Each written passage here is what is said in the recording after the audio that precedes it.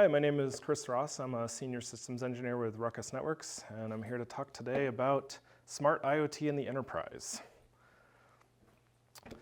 So, old man 2.4 wants you to get off his lawn. I mean, WLAN, sorry.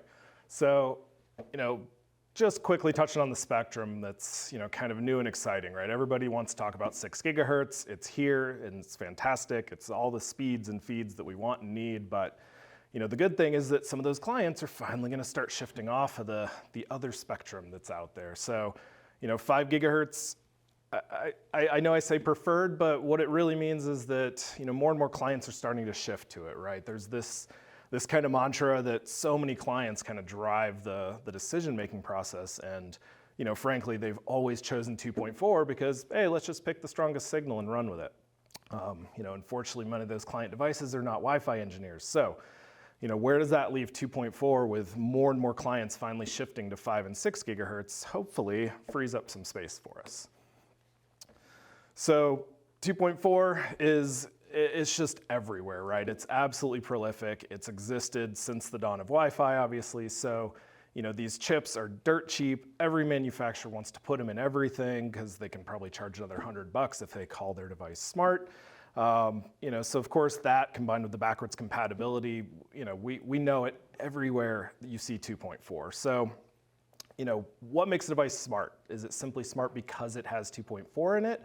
Or is it need a little bit more than that, right? Are they collecting metrics? Are they actioning on those metrics, et cetera? So, I think, with that new spectrum that some of these devices are shifting to and then, opening up that 2.4 for a little bit of a revitalization. So, being able to go back and use it for what it was originally designed for, reliability. We've got the coverage, now it'll be a little bit more reliable without that noise floor to contend with all these devices, hopefully freeing us up a little bit. So, I say play nice with others, right? Because it's not just about 2.4 Wi-Fi. You've got Zigbee, you've got BLE kind of contending on those same channels, those same, kind of interferences out there, and they're all fighting. So, hopefully, they can all start playing a little bit nicer with a little bit fewer of them contending. So,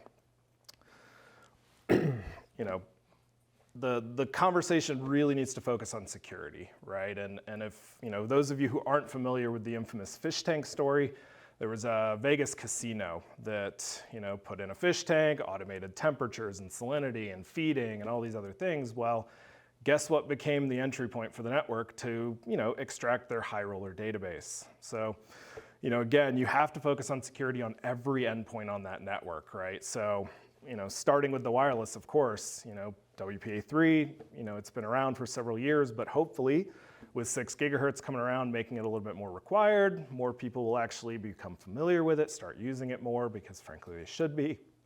Excuse me, just one example, but once you get past the wireless, you gotta focus on the other side too, right? And I mentioned zero trust, I know it's a bit of a buzzword lately, but without even getting close to diving deep into this, hit on some of those tenets, hit on some of those principles, micro-segment your networks.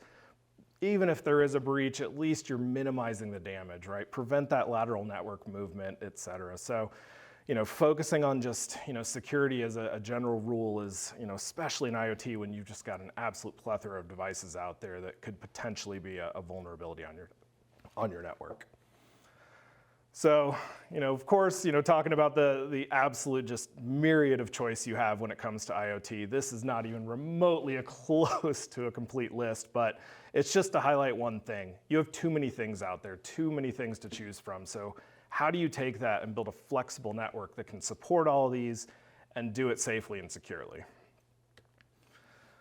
So, when we talk about that flexibility, what are we looking at? So, we've got this concept of, the gateway, right? I mean, of course, the AP is the gateway. All those devices will connect through it, just like you expect and see today, and probably hundreds of different deployments and solutions. So, flip that around. Maybe the AP needs to be the beacon so that it can, broadcast for wayfinding, et cetera. But what we really want to talk about is pushing the concept of containerization at the edge, right? So, when you open the access point itself, open those resources to third-party platforms and allow them to run and build software right at the edge, gives you a lot more flexibility and functionality for filtering that data, actioning on the right pieces of information, maybe decoding what you need to see out of that before you pass pass it up the network. So, bringing that flexibility opens just, kind of endless opportunity. And, you can kind of take that a step further and,